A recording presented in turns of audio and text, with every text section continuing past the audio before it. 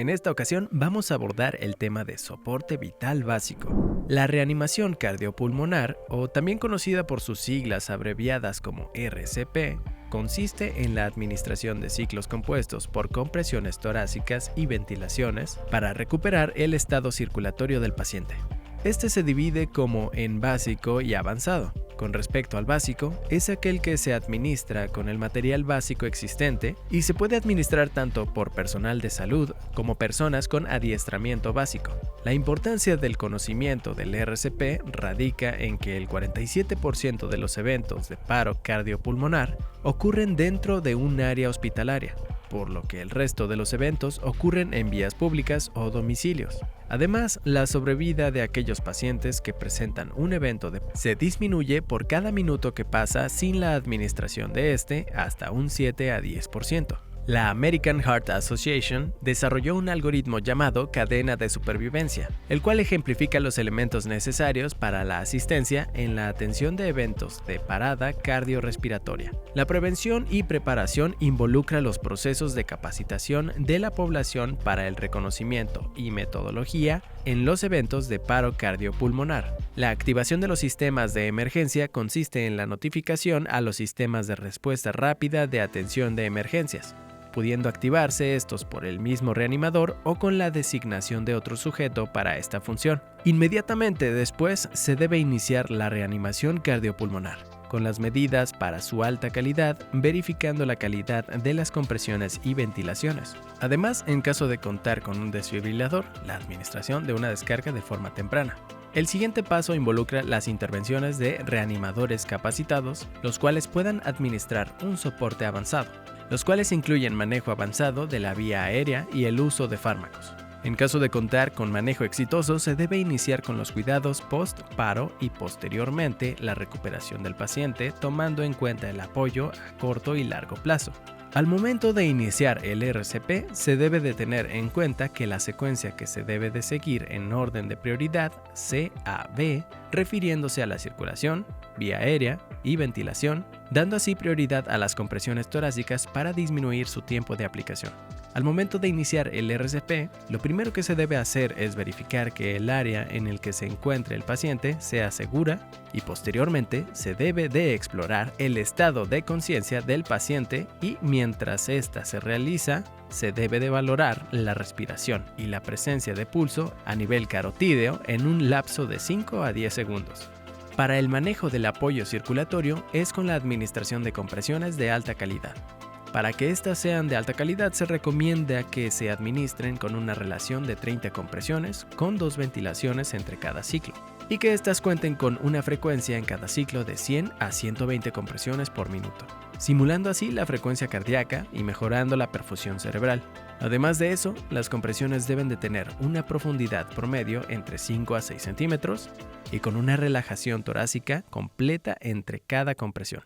Las compresiones al momento de administrarlas se aplican en la mitad inferior del esternón, poniendo una mano entrelazada sobre la otra y con los brazos rectos se apoya la fuerza en el talón de la mano inferior. Estas se deben de realizar por 5 ciclos, equivalente a 2 minutos, con posterior verificación del pulso. Para asegurar la adecuada entrada de aire se debe de mantener abierta la vía aérea, pudiendo realizarse esto con 2 técnicas. La primera técnica es con la extensión del cuello con la elevación del mentón. Esto se realiza con la colocación de los dedos del reanimador en la parte ósea de la mandíbula, logrando así la extensión. La siguiente técnica es la que se recomienda aplicar en caso de lesiones craneales o cervicales. Esta se realiza con la colocación de las manos a cada lado de la cabeza del paciente y los dedos del reanimador se colocan en los ángulos mandibulares con posterior levantamiento de la mandíbula con los dedos de este, logrando así la tracción de la mandíbula. Tras la apertura de la vía aérea se deben de administrar ventilaciones adecuadas, las cuales se deben de administrar con dispositivos de oxígeno, ya sea dispositivos de barrera como las mascarillas de bolsillo o bolsas mascarilla. Estas se deben de colocar abarcando desde el puente de la nariz y hasta el borde inferior del mentón. Las mascarillas no deben sobrepasar estos límites, ya que presentan fugas, disminuyendo así el aporte de oxígeno. Cada vez que se administre una ventilación, se debe buscar que presente la expansión completa del tórax y este debe de tener una duración de 1 segundo, administrando 2 ventilaciones entre cada ciclo de compresiones. Cada vez que se administre una ventilación, se debe de buscar que presente la expansión completa del tórax y esta debe de tener una duración de 1 segundo, administrando 2 ventilaciones entre cada ciclo de compresiones. La desfibrilación es la administración de una corriente eléctrica controlada que se administra para fomentar la despolarización del miocardio y este así puede retornar al ritmo sinusal de base. Se recomienda iniciar con una descarga de 200 joules, recordando que durante la administración de esta se debe de evitar el contacto con el paciente y la superficie en la que se encuentra el paciente. Inmediatamente después de la administración de la descarga, se debe de verificar la presencia de datos de retorno a la circulación espontánea. Estos son la presencia de pulso, respiraciones espontáneas o tos, entre otros. En caso de no encontrarlo, se reinicia la reanimación lo más pronto posible. De forma resumida, la American Heart Association creó un algoritmo para una actuación correcta en estos casos. Este algoritmo inicia con la confirmación de que el área sea segura. Después, se debe de comprobar si el paciente responde y se debe de activar el sistema de emergencia. Después de eso, se debe de comprobar si hay respiraciones o respiraciones anormales y si hay presencia de pulso. Si la ventilación es anormal, se administran ventilaciones de rescate cada 6 segundos o en caso de que no haya respiraciones o no haya pulso, se debe iniciar el RCP en ciclos de 30×2 y utilizar el desfibrilador en el momento que se cuente con él. Si al momento de comprobar el ritmo este es desfibrilable, se administra una descarga y se reanudan inmediatamente las compresiones. Y si no es desfibrilable, se reanuda el RCP por 2 minutos, hasta obtener asistencia de equipos avanzados o la recuperación de circulación espontánea. En los pacientes pediátricos se deben de tener en cuenta pequeñas modificaciones al momento de administrar la reanimación básica, como por ejemplo, al momento de tomar el pulso en lactantes, se toma a nivel braquial y en niños se puede tomar tanto a nivel carotídeo o femoral. Además de eso, las compresiones pueden seguir ciclos de 30×2 y si se cuenta con más de un reanimador, se pueden hacer con una relación de 15×2, evitando así la fatiga de los reanimadores. Además de eso, la profundidad al momento de administrar las compresiones es distinta. En lactantes es de 4 centímetros y en niños de 5 centímetros, evitando así las lesiones secundarias a la reanimación.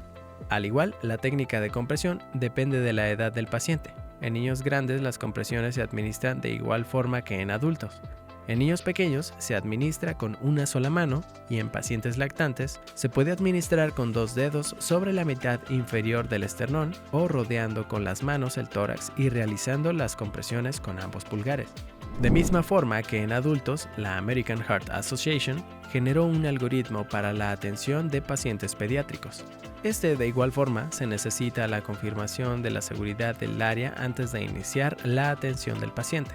Posteriormente, se valora si el paciente responde y se activa el sistema de emergencias. Posterior a esto, se debe de comprobar la respiración y el pulso del paciente. Si la respiración es anormal, se administran ventilaciones de rescate cada 2 o 3 segundos. Si durante estas ventilaciones de rescate se detecta una frecuencia cardíaca menor a 60 latidos por minuto, acompañado de datos de mala perfusión, se debe de iniciar inmediatamente el RCP.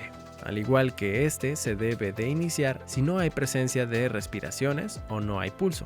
El RCP se puede iniciar en ciclos de 30×2, si solo hay un reanimador o en 15×2 en caso de más de un reanimador. Y en el momento de obtener el desfibrilador se debe de comprobar el ritmo. Si es desfibrilable, se administra una descarga. Y si no es desfibrilable, se continúa con el RCP hasta obtener asistencia de equipos avanzados o la recuperación de la circulación espontánea.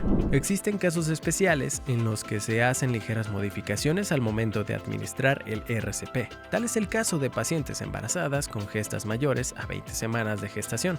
En ellas, el útero comprime la aorta abdominal, disminuyendo así el retorno venoso durante las compresiones torácicas. Debido a esto, se recomienda el desplazamiento del útero a la izquierda durante la reanimación por un segundo reanimador. Existen casos especiales al momento de administrar las desfibrilaciones.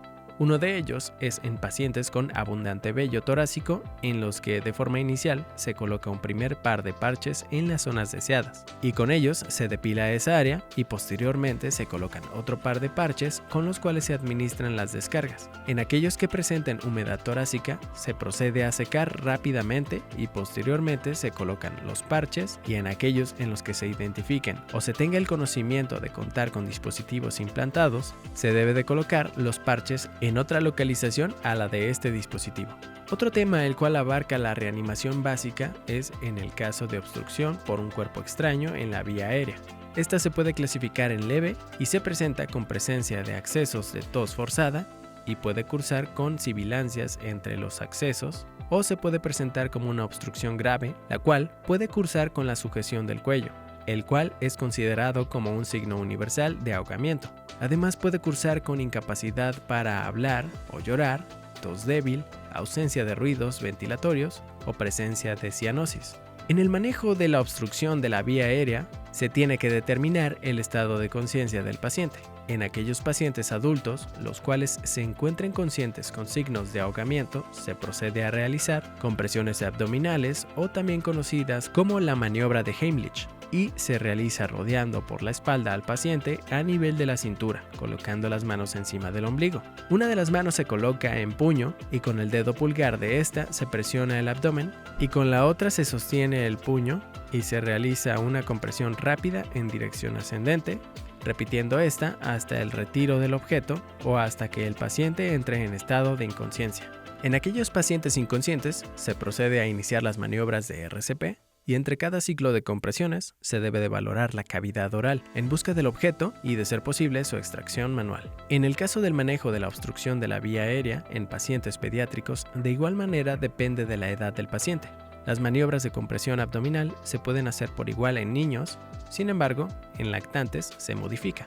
En los lactantes se procede a colocar en el regazo del reanimador boca abajo, inclinado con la cabeza por debajo del nivel del tórax, encontrándose apoyado en uno de los antebrazos del reanimador, y con esa misma mano se sujeta la cabeza y la mandíbula del paciente. En esa posición se administran 5 palmadas en dirección a la cabeza a nivel de los omóplatos. Tras esto, se voltea al paciente y se administran 5 compresiones torácicas hasta lograr la eliminación del objeto o la pérdida del estado de conciencia. Se deben de iniciar las compresiones torácicas de la forma ya previamente descrita, y entre ciclos de compresiones se debe de buscar en cavidad oral la presencia del objeto y, de ser posible, se debe de retirar. Muchas gracias por ver el video hasta aquí. Ya estás más preparado para tu próximo examen. Regresa a este video si te quedó alguna duda y nos vemos en el próximo esencial.